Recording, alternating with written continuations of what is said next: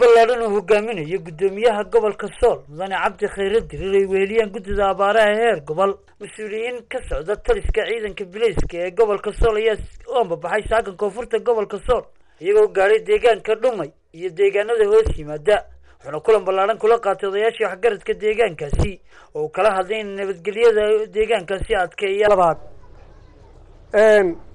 abaaraha ilaahay baa keenay ilaah baana ka qaadi karaa aan rabbi barino dadka haatan u xil saaranna waxaanu ogeysiinaynaa waxaad og tahay ma kuu sheegaa buu yidhi abaarihii waa sidoodii iyo dhibkii iyo baahidii waxaydaan ogeyn idiin sheegi mayno biyaha ugu daran raashinka malacaatooda isaga waxaysan lahayn haddii biyo helaan ummadda gaadiidkan shaqaynaya wuxuu ka keenaa biyaha laascanood iyo in ka shaqaysa waxaa halkana ceel la wada garanayo la yaaheel oo degaamadeen uu ka biyo dhaansan jiray ceelkii lama galo baabuurtu ma gasho laba qodob daraadood amni xumo labada reer ee meesha u badan ay kala baqayaan iyo waddadii oo gaadiidkii ku xumaatay oo niista u gelayo iyada haddaad gobolkii tihiin waa ogtiina waa idiin sheegaynaa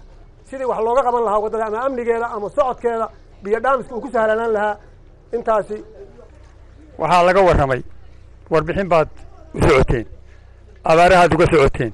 dadka dhexdiisa aad uga socoteen haddeer waxaa laga warbixiyey qolaadii uun abaarta haddaan ka warbixiyo abaarta dadka way haysataa wixii soo gaadhay oo aad soo gaadhsiiseenna si wacan oo sharaf badan bay u gaadheen waa qaybta biyaha meel walba waa laga cabbi waana lagu liibaan haddana way socotaa insha allah waxaanu rajaynaynaa in xagga rabbi iyo xagga maamulka iyo xagga dadka wuxuu aba ilaahay wuxuu ka soo kordhiyo salaan kadib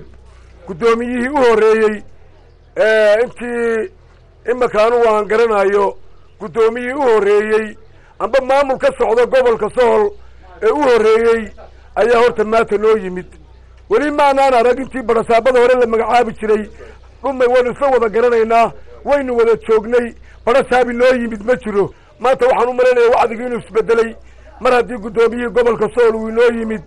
waxgaradkii saraakiishii kale iyo howlweeladiisa kale ayaad fadhiyaan waxaan u malaynayaa abaartii iyo colaadii aynu ka cabanaynay inay wax iska bedeleen baan u malaynayaa maanta ayaguna ka hadlay gudida abaaraha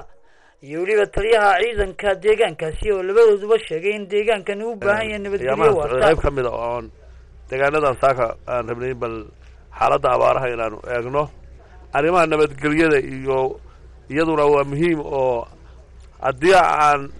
laba abaarood bayna haystaa oo mid si fool xun tahay waa abaarta colaadda taasaaba iyadoo laftigeedu khatarteeda leh wacyigelinteeda way u baahan tahay sida hadda uu sheekhu sheegay haddaynan taa meel saarin abaarta kale xag ilaahayna meel ka saari mayno rasaabku uu hogaaminayey ma ahayn mid saaka bilaabmay wuxuu ahaa ilaa xudun iyo eriyada nugaal oo dhan wuu soo maray ilaa bari waana barasaabkii ugu horreeyey saa loo sheegay kolley gobolkan intii uu yimi muddadii yarayd inta badan maray inta kalena waxaanu ku guwaabinaynaa inuu mari doono ciidanka qaranka ee meesha jooga ee saraakiishiisa fadhido waa mahadsantii horta ilaahay baa mahadle wixii badnaa waa la yidhi laba qodob baa halkan ka taagan oo inoogu waaweyn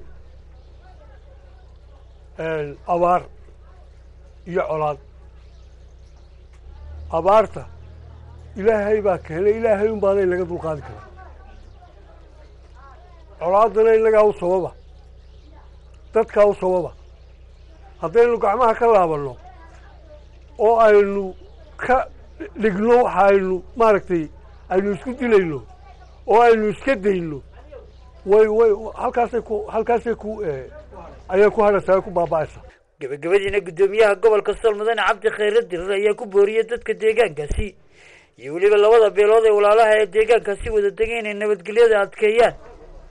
sida odayaashii hore sheegeen socdaalkaygu wuxuu ahaa mid taxanaha oo socday muddo hadda laga joogo ilaa 5 maalmood uu soconayay hadday tahay xagga nugaasha oo ilaa iyo xudun loo gaaray iyo hadday tahay xagga galbeedka iyo hadday tahay xagga bariga waan soo maray wuxuu ahaa kaliya laba qaybood buu ku saleysnaa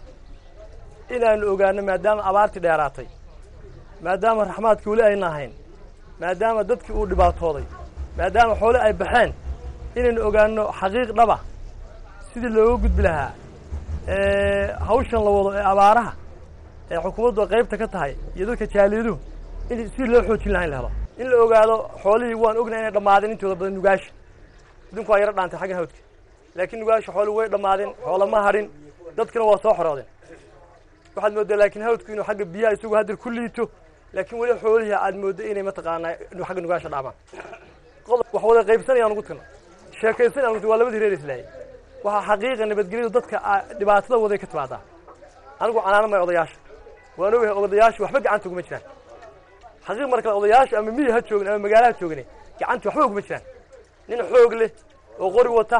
oo la siyaasadeeyey oo jaaliyad ka amar qaadanaya oo rasaas jaaliyaddu soo dirayso oo laga buufinayo meelo siyaasadeed dagaalkii qayaad iyo bahar asana wuxuu noqday dagaal siyaasadeed siyaasad buu galka baadii sheegaya qayaad iyo bahar way isdili jireen wax rag bay iska leen jireen magtay kala qaadan jireen way heshiin jireen cudub ma jirin laakiin dagaalku waa la siyaasiyey dhex yimaadeen la shaqeeya ha qarsanina gacan ku dhigi leh ha qarsanina ninka fidnada wada haddii reer dhumayo aad qarsataan uu dibataag ka yimaado ama sax dheer ka yimaado ama dharkayn ka yimaado agtiina wax ku dilo dee hadiidin haddii idinka la qabto idinka la duubaya waan ognahay balaadu meel kale ka socota tan waa la wada jawaab ognahay gaada kama baxo dibataag waa ognahay gaada kama baxo kala beer kama baxo laakiin meel gaar ka baxa hadalka وبرخد عمر أحمد ورباهنت قرن كتمرد السومالي لان لا سعنود